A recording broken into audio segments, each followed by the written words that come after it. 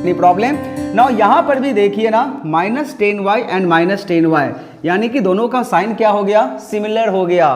तो यहाँ पर भी हमें सब्ट्रैक्ट ही करना पड़ेगा, अदरवाइज अगर दोनों का साइन डिफरेंट होता तो हम लोग ऐड कर सकते थे, है ना।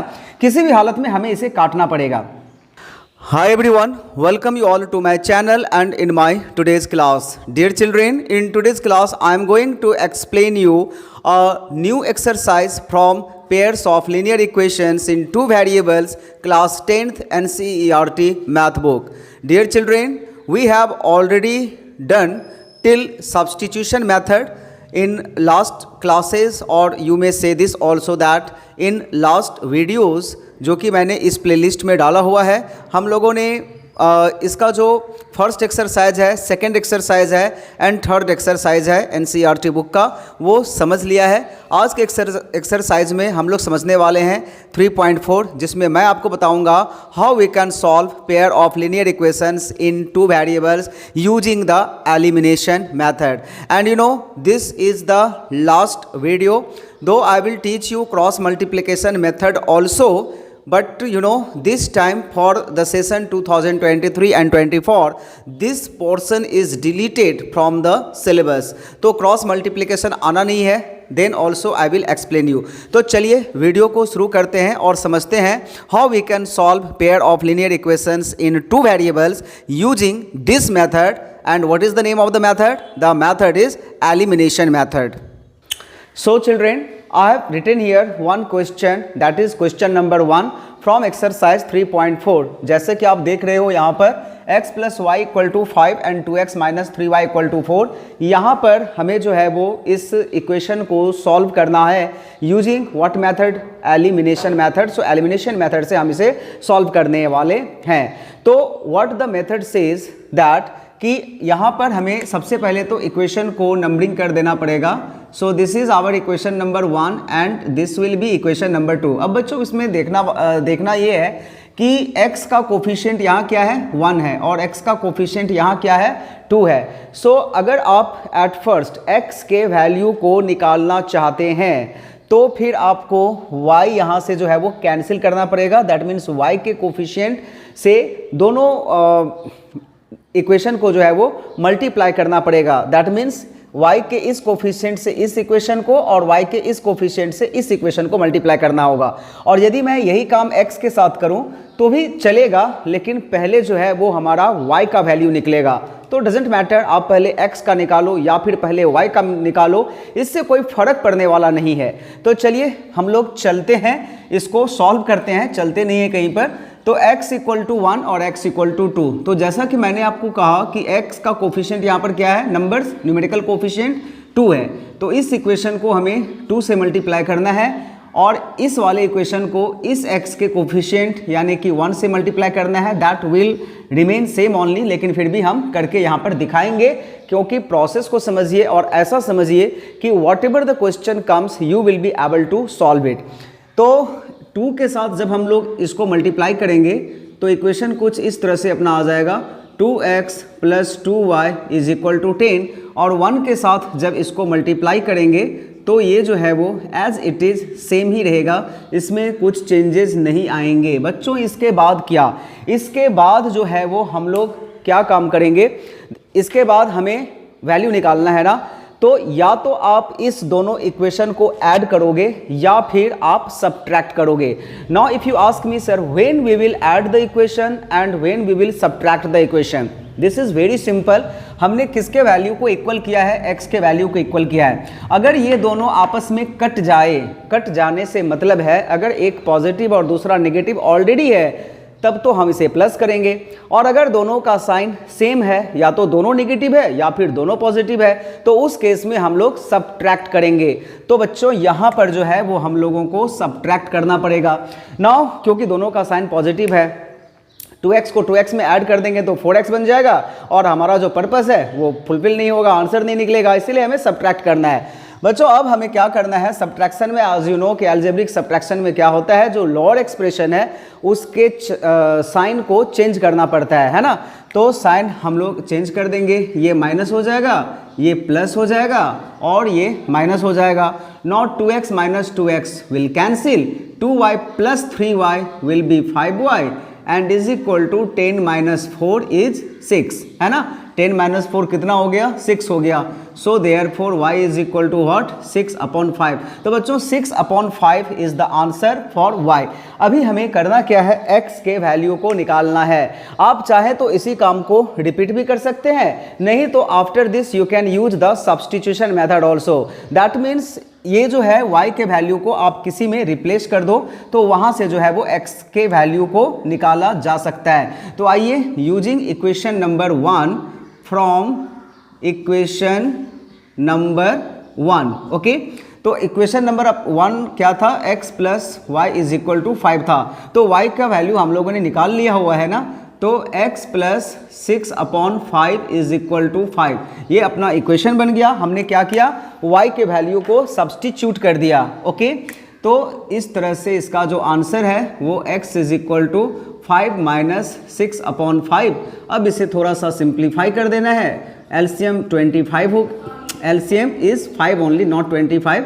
सो 1 5 ज़ा 5, सो यहाँ पर 25 आएगा और यहाँ पर 6 आएगा। So therefore 19/5। So this is the answer and hence we can write here. तो एक बार जो है वो फाइनल आंसर हम लोग यहाँ पर लिख देते हैं, x इज इक्वल टू 19/5। आप चाहे तो इसे मिक्स फ्रैक्शन में कन्वर्ट कर सकते हैं and y is equal to 6/5। तो बच्चों ये जो है ना वो इसका आंसर निकल गया। चलिए, एक आंसर से अगर आपका कॉन्सेप्ट क्लियर नहीं हो पाया होगा तो मैं और एक यहाँ पर डिस्कस करूँगा और उसके बाद ये जो मेथड है एलिमिनेशन मेथड वो आपका कंप्लीटली क्लियर हो जाएगा। सो चिल्ड्रेन, जैसा कि आप देख पा रहे हैं, I have already written a question here. तो ये क्वेश्चन नंबर 3 है and we are going to solve this also by the same method, that is elimination method. तो आप जैसा कि अभी देख पा रहे हो, this equation is not like this, मतलब इसके फॉर्मेट में ये नहीं है। तो फर्स्ट में हम लोग को क्या करना पड़ेगा, इस इक्वेशन को जो है वो इस फॉर्मेट में ले आना पड़ेगा। तो चलिए, इसके लिए हम लोग क्या करते हैं, 3x माइनस 5 इसको यहाँ पर लिखते हैं और ये जो -4 है इसको इस तरफ लेकर के जाते हैं और इसको नंबरिंग कर देते हैं इक्वेशन नंबर 1। और ये जो है 9x और 2y को इस तरफ लेकर के आते हैं, तो 9x माइनस 2y हो गया और इज इक्वल टू 7। तो इक्वेशन नंबर 2 हो गया। ये मैं आपको क्यों बता रहा हूँ कि अगर आपका इक्वेशन इस वाले फॉर्मेट में नहीं है, कोई और फॉर्मेट में दिया हुआ है, तो first you bring the equation in this format, this will be easier. वैसे आप जब सीख जाओगे तो आप जैसे चाहो घुमा फिरा करके इसको बना सकते हो, that is totally on you. अभी हमें क्या करना है, चलिए इस बार हम लोग y के कोफिशिएंट को इक्वल करते हैं। पहले हम लोगों ने क्या किया था, x के कोफिशिएंट को इक्वल किया था, y का करते हैं। देखिए, this is not mandatory, this is totally on us. हम लोग जिसमें हमें सुविधा होगा हम लोग उसके कोफिशिएंट को इक्वल करेंगे और x के जगह y निकल जाएगा पहले या y के जगह x निकल जाएगा, इससे कोई फर्क पड़ने वाला नहीं है आंसर में, राइट। तो इस बार मैं क्या करूंगा, इसको मल्टीप्लाई कर दूंगा y के कोफिशिएंट से यानी कि 2 से, और इसको मल्टीप्लाई कर दूंगा y के इस वाले कोफिशिएंट से यानी कि 5 से। लेकिन एक बात ध्यान रखना है, अगर y के कोफिशिएंट से आप मल्टीप्लाई कर रहे हो तो अगर इस y के कोफिशिएंट से इसको कर रहे हैं तो y के ही कोफिशिएंट से इसे करना पड़ेगा। आप इसमें x के कोफिशिएंट से कर दोगे ना तो फिर सब गड़बड़ हो जाएगा, ओके। तो इसे मल्टीप्लाई करके आई एम राइटिंग हियर, तो 2 × 3 कितना हुआ, 6x हुआ ना। तो आइए, 2 3 ज़ा 6x, 2 × -5y minus 10y and 2 × 4 कितना हुआ, 8 हुआ। अब आइए इसको करते हैं, 5 × 9 45x, 5 × -2 यानी कि -10y एंड 5 7 जा कितना होता है, 35 होता है। So this is our equation number 3. If you want you can give, otherwise you can leave it like this also. There will be no any problem. Now यहाँ पर भी देखिए ना, -10y एंड -10y यानी कि दोनों का साइन क्या हो गया, सिमिलर हो गया। तो यहाँ पर भी हमें सब्ट्रैक्ट ही करना पड़ेगा, अदरवाइज अगर दोनों का साइन डिफरेंट होता तो हम लोग ऐड कर सकते थे, है ना। किसी भी हालत में हमें इसे काटना पड़ेगा। तो चलिए इसको सब्ट्रैक्ट कर दे रहा हूँ, तो इसके लिए साइन चेंज हो गया, ये प्लस हो जाएगा और ये माइनस हो जाएगा। 6x minus 45x will be -39x और ये जो है वो कैंसिल हो गया, इज इक्वल टू 8 - 35। तो 8 - 35 कितना होगा, आप 15 में से 8 गया तो 7 ना, तो ये -27 होगा, ओके।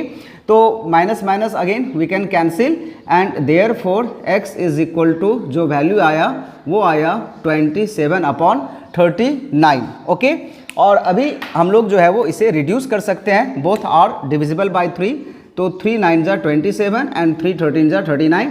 तो ये जो आंसर है वो x के लिए हो गया, राइट। नाउ हम लोगों को जो है वो y के वैल्यू को फाइंड करना है, तो substituting x is equal to 9/13 in any of the equation you can put the value. चलिए मैं इक्वेशन नंबर 1 क्या है, ये है ना, इक्वेशन नंबर 1 में इसे सब्स्टिट्यूट कर दे रहा हूँ। तो 3x का वैल्यू क्या आया 9/13 minus 5y is equal to 4। तो now this has become as a linear equation only, linear equation in one variable। अभी इसे जो है वो उसी मेथड से हमें सॉल्व कर देना होगा। तो ये क्या हो गया 9 3 जा 27/13 minus 5y is equal to 4। Okay, so therefore minus 5y is equal to 4 minus 27/13। तो इसको सिंप्लीफाई कर लेता हूँ, 13 का एलसीएम तो 13 ही होगा, 13 4 जा 52 माइनस 27। तो सब्ट्रैक्ट कीजिए, 12 में से 7 गया तो 5 और 4 में से 2 गया तो 2, तो कितना आया 25/13 आया। सो children I hope this is visible, yes this is visible. So you know minus 5y is equal to 25/13. So now we have to get the value of y. So I am doing it here. So y will be you know what 25/13 multiply by, जब -5 को हम लोग इस तरफ ले जाएंगे तो this will be 1/-5, and if you reduce the number then this 25 and 5 will cut, 5 5 is 25 and its answer will be -5/13. So children हम लोगों को जो है वो अभी x का value as well as y का वैल्यू दोनों मिल गया है।